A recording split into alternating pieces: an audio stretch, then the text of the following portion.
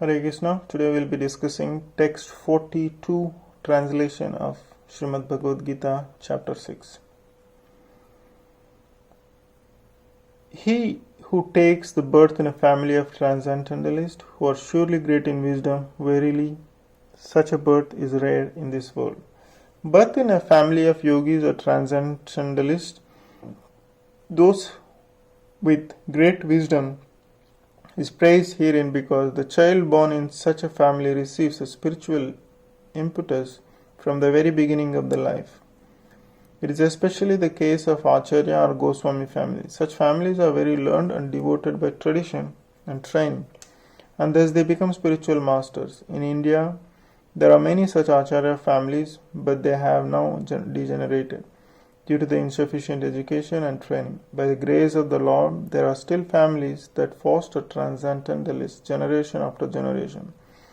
It is certainly very fortunate to take a birth in such families. Fortunately, both our spiritual master Om Vishnupada Sri Srimad Bhakti Siddhanta Saraswati Goswami Maharaja and our humble self had the opportunity to take a birth in such families by the grace of the Lord, and both of us were trained in the devotional service and the Lord from the very beginning of our lives. Later on we met by the order of the transcendental system.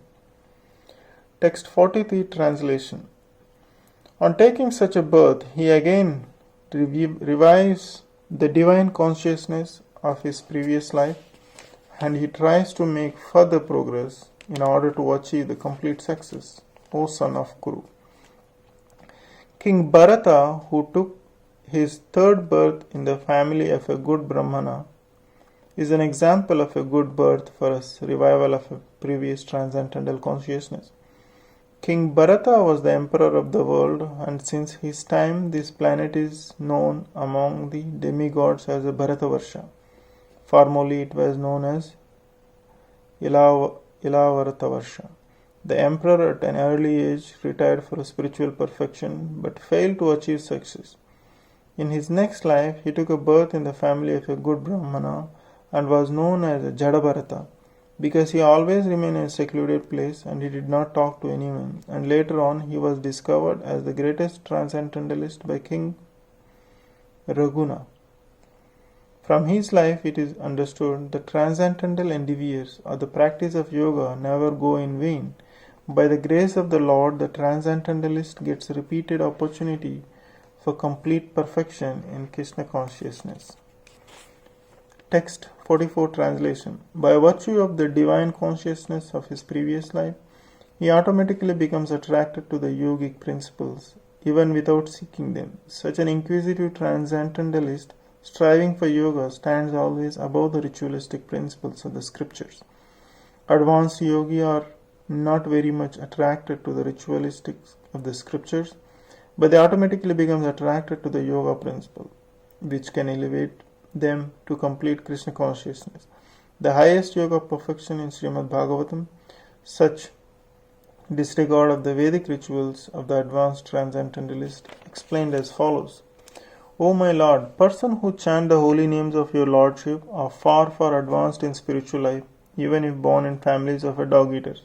Such chanters have undoubtedly performed all kinds of austerities and sacrifices, bathed in all sacred places, and finished all scriptural studies.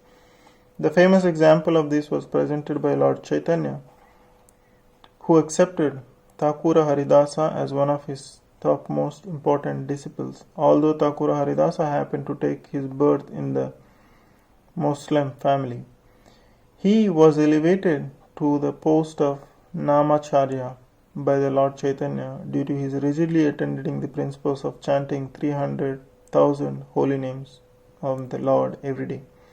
Hare Krishna, Krishna Krishna, Hare Hare, Hare Rama, Rama Rama, Hare Hare. And because he chanted the holy name of Lord constantly, it is understood that in his previous life he must have passed through all the ritualistic methods of Vedas known as Shabda Brahman. Unless therefore one is purified, one cannot take to the principle of Krishna consciousness, nor become engaged in chanting the holy name of the Lord Hare Krishna. Text 45, translation. But when yogi engages himself with a sincere endeavor in the making further progress, being washed of all contaminations, then ultimately after many births of practice, he attains the supreme goal. A person born in a particularly notorious aristocratic sacred families becomes conscious of his favorable condition for the executing yoga practice. With determination, therefore, he begins his unfinished task, and thus he completely cleanses himself of all material contamination. When he is finally free from all contaminations, he attains the supreme perfection, Krishna consciousness. Krishna consciousness is the perfect stage of being freed of all contamination. This is confirmed in Sri Bhagavad Gita. After many births of executing pious activities, when one is completely freed from all contaminations and from all illusionary dualities, one then becomes engaged in a transcendental loving service of the Lord. Text 46 translation. A yogi is greater than an ascetic, greater than the empiricists, and greater than the fruitive worker. Therefore, O Arjuna, in all circumstances, be a yogi. When we speak of yoga, we refer to linking up our consciousness with the Supreme Absolute Truth. Such a process is named differently by various practitioners in terms of a practical method adapted. When the linking up process is predominantly in fruitive activities, it is called Karma Yoga. When it is predominantly empirical, it is called Jnana Yoga. And when it is predominantly in the devotional relationship with the Supreme Lord, it is called Bhakti Yoga. Bhakti Yoga or Krishna consciousness is the ultimate perfection of all yogas, as will be explained in the next verse. The Lord has confirmed herein the superiority of yoga, but he has not mentioned that it is better than Bhakti Yoga.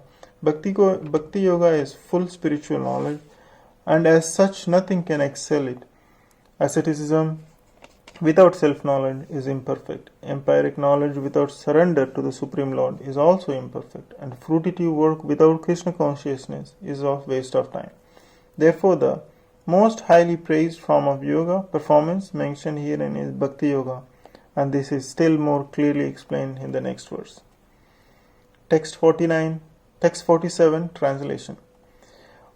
And all yogis, he who always abides in me with great faith, worshipping me in transcendental loving service, is mostly intimately united with me in yoga, and is the highest of all.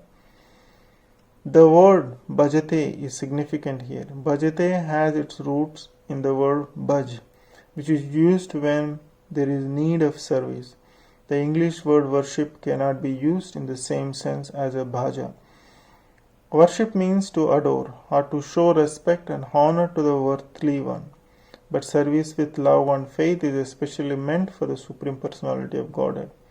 One can avoid worshipping as a respectable man or a demigod and may be called discourteous, but one cannot avoid serving the Supreme Lord without being thoroughly condemned. Every living entity is part and parcel of the Supreme Personality of Godhead, and thus every living entity is intended to serve the Supreme Lord by his own constitution. Failing to do so this, he falls down. The Bhagavatam confirms this as follows. Anyone who does not render service and neglects his duty unto the Premier Lord, who is the source of all living entities, will certainly fall down from his constitutional position. In this verse also, the word bhajanti is used. Therefore, bhajanti is applicable to the Supreme Lord only, whereas the word worship can be applied to demigods or to any other common living entities. The word avajanati used here in this verse Srimad Bhagavatam is also found in that Bhagavad Gita.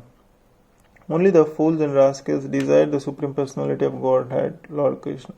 Such fools take it upon themselves to write commentaries on the Bhagavad Gita without an attitude of service to the Lord. Consequently, they cannot properly distinguish between the word bhajanti and the word worship. The culmination of all kinds of yoga practices lies in Bhakti Yoga. All other yogas are but means to come to the point of a bhakti. In Bhakti Yoga actually means Bhakti. In all other yogas are progressions towards the destination of Bhakti Yoga. From the beginning of a Karma Yoga to the end of Bhakti Yoga is a long way to a self-realization. Karma Yoga without fruitive results is the beginning of the path, When Karma Yoga increases in knowledge and renunciation, the stage is called as Jnana Yoga. When Jnana Yoga increases in meditation on the Supersoul by different physical processes, and the mind is on him, it is called Ashtanga Yoga. And when one surpasses the Ashtanga Yoga and comes to the point of a Supreme Personality of Godhead, it is called Bhakti Yoga, the culmination. Actually, Bhakti Yoga is the ultimate goal. But to analyze Bhakti Yoga minutely, one has to understand these other yogas, the yogi who is progressive and therefore on the true path of eternal good fortune. One who sticks to a particular point and does not make further progress is called by that particular name. Karma Yogi, Jnana Yogi, Dhyana Yogi, Raja Yogi, Hatha Yogi, etc. If one is fortunate enough to come to the point of a Bhakti Yoga, it is to be understood that he has surpassed all other yogas. Therefore, to become a Krishna conscious is the highest stage of yoga. Just as when we speak of a Himalayan, we refer to the world's highest mountains, of which the highest peak, Mount Everest, is considered to be the culmination. It is by great fortune that one comes to Krishna consciousness on the path of Bhakti Yoga. To become a well situated according to the Vedic direction, the ideal yogi concentrates his attention on Krishna, who is called Syamasundara, who is as beautifully colored as a cloud, whose lotus-like face is as effluent as the sun, whose dress is brilliant with the jewels, and whose body is flower-garlanded, illuminating all sides in his gorgeous luster, which is called Brahmajyoti. He incarnates in different forms such as Rama, Narasimha, Varaha, and Krishna, the Supreme Personality of Godhead, and he descends like a human being as the son of Mother Yashoda, and he is known as Krishna, Govinda, and Vasudeva. He is the perfect child, husband, friend, and master, and he is full with all opulences and transcendental qualities. If one remains fully conscious of these features of the Lord, he is called the highest yogi. This stage of highest perfection in yoga can be attained only by Bhakti Yoga, as is confirmed in Vedic literature. Only into those great souls who have implicit faith in both the Lord and the spiritual master are all imports of the Vedic knowledge automatically revealed. Bhakti means devotional service to the Lord which is free from desire for material profit, either in this life or in the next. Devoid of such inclination, one should fully absorb the mind in the Supreme. That is the purpose of Nishkarmaya. These are some of the means of performance of Bhakti and Krishna consciousness, the highest perfectional stage of yoga system. Thus ends the Bhaktivedanta purport of the 6th chapter of Srimad Bhagavad Gita in the matter of Sankhya Yoga, Brahma Vidya. Thank you very much. And thanks for listening. Hare Krishna. And continue listening for the chapter 7. Thank you.